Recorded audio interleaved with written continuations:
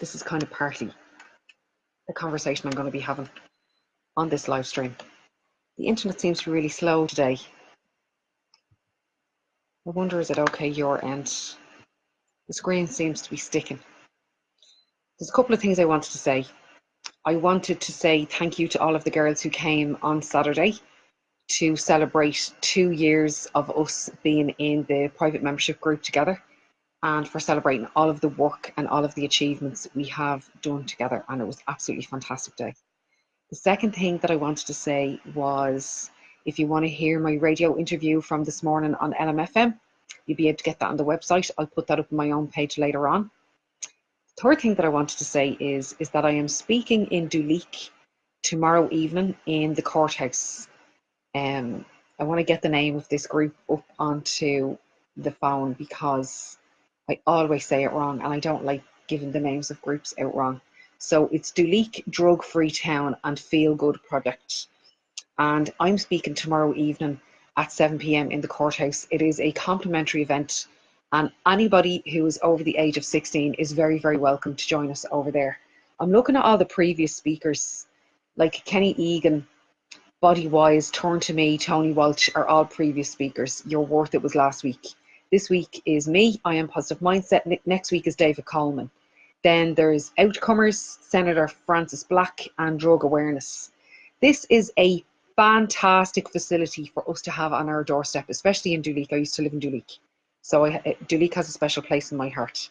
So if anybody is around tomorrow evening and they feel like popping over to listen to some tips and tricks from me, you are absolutely most welcome to do that.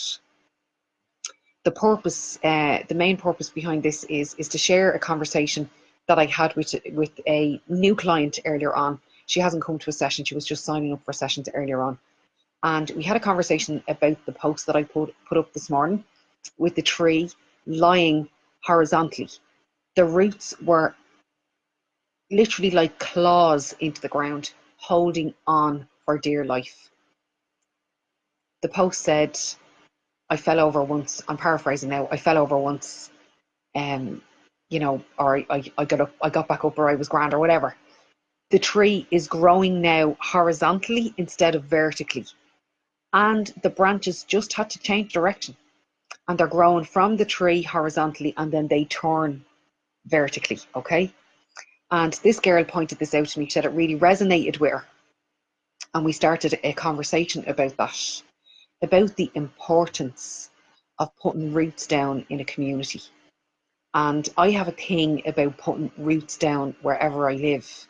Now, there's been one or two houses that I've lived in that I haven't physically put roots down, as in I haven't planted anything in my back garden. Now, where I live now, I am very happy. And my back garden is magnificent. It's covered in colour right now with all the daffodils have just died off, and the tulips are out, and the crawlers on the back wall now are coming out, and it's beautiful. It's covered in colour, red, yellow, pink, cream, gorgeous. And I just think it is extremely important that when you are in a home that you're going to be in for a long time, it is extremely important spiritually for you to physically put roots down. Buy a tree, gift yourself, and put it into your back garden. That's what I always do in a home that I'm really happy in. We went on then to have a conversation about the importance, this girl has only recently moved house, the importance of having family around you. Now, myself and this girl don't know each other. However, we grew up in a very similar area, literally 10 minutes away from each other. And she was explaining about her history and I was explaining about mine. And that it was very important to my mum that we went to the school that she went to for a couple of reasons. She liked the school, she was familiar with the school, and as well as that, it was around the corner from my grandparents' house.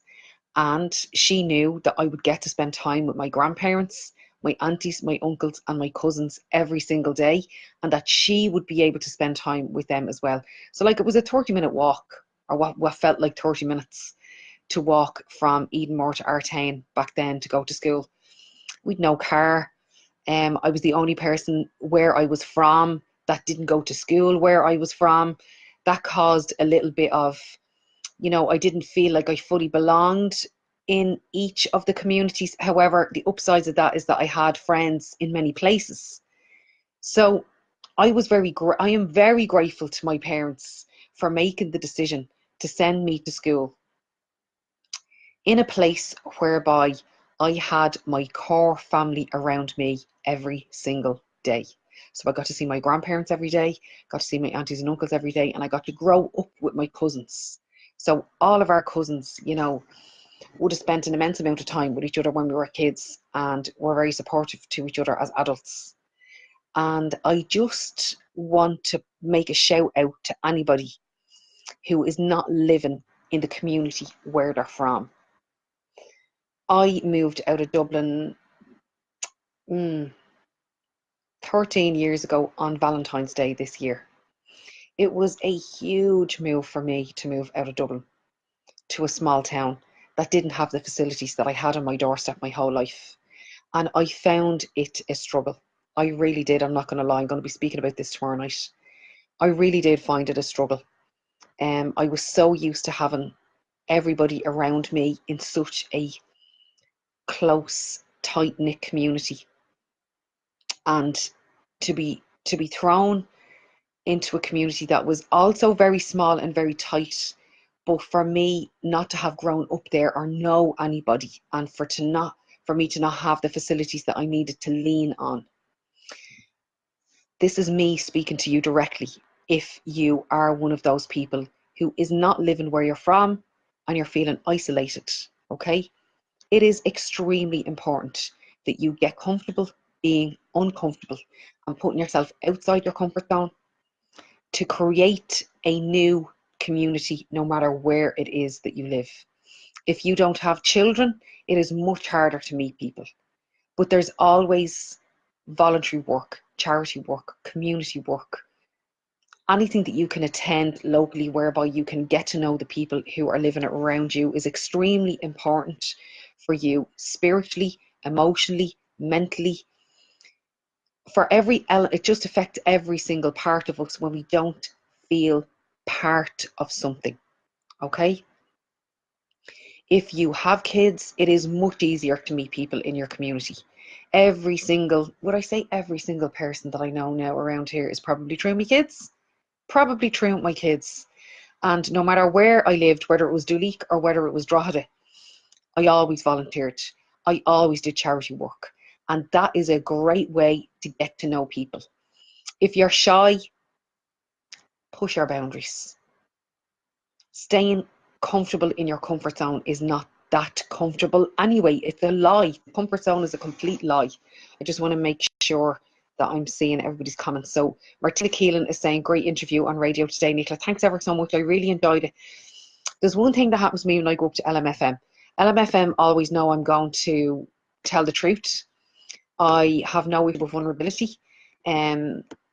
Part of, I suppose, the appeal to the work that I do is that people know I have no issue with vulnerability, and I will always tell the truth. But what happens to me is that when I go up there and they have the list of questions, because I always answer so honestly, I get emotional. Like, not the last interview, but the interview before. I ended up sobbing with Jerry Kelly. I was like a basket case. I couldn't even talk. He ended up having to talk for me. Vanessa Samala, can't wait to meet you tomorrow night. I'm delighted to hear that you're coming, Vanessa. I don't think I've seen you on this page before, but you're very, very welcome. So listen, lads, I'll leave it there. I hope that that has impacted somebody positively today. It is so important that we feel connected in the communities that we choose to live in.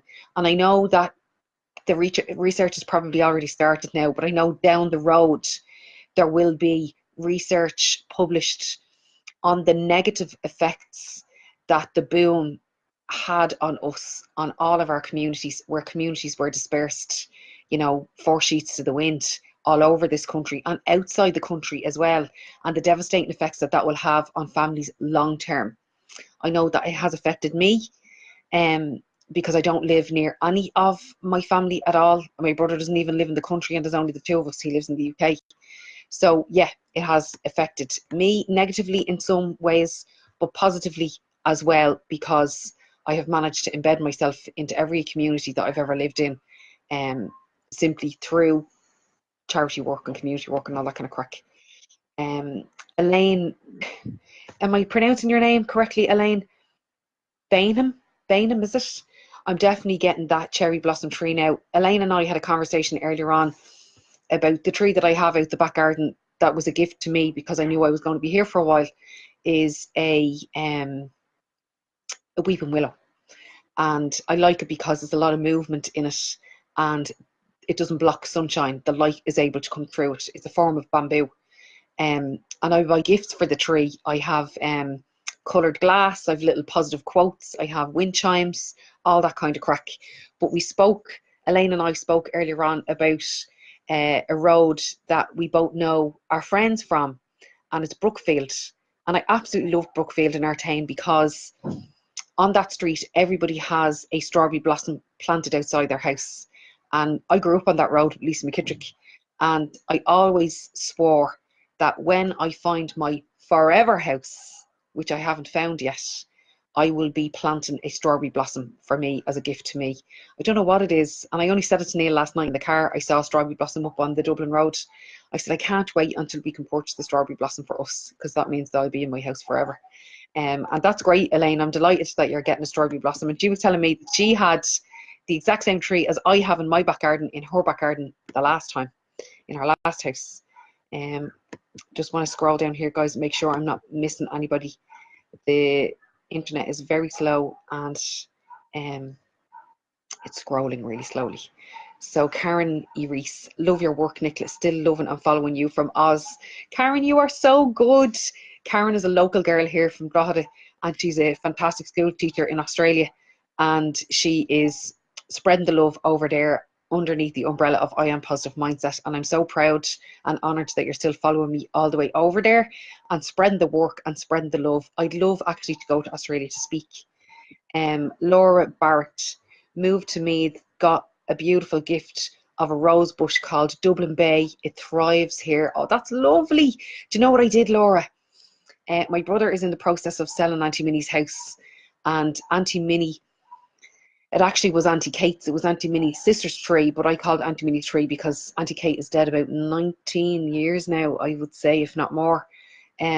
Beautiful yellow rose bush in the front garden, huge, and also one in the back garden.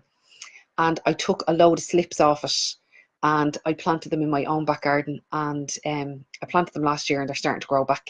So look, you can see that the roots is very important to me, and it's very important for me that even the roots that Minnie had and her family had planted in their garden are now replanted in mine, and no matter where I go, they will be moved with me. I'm going to take another few slips off it before the keys get handed over, and make sure that anybody in our family who wants a slip off that gets it. Micheline Clancy, your family has grown bigger and bigger with Positive Mindset Family and beyond. Yes, it has.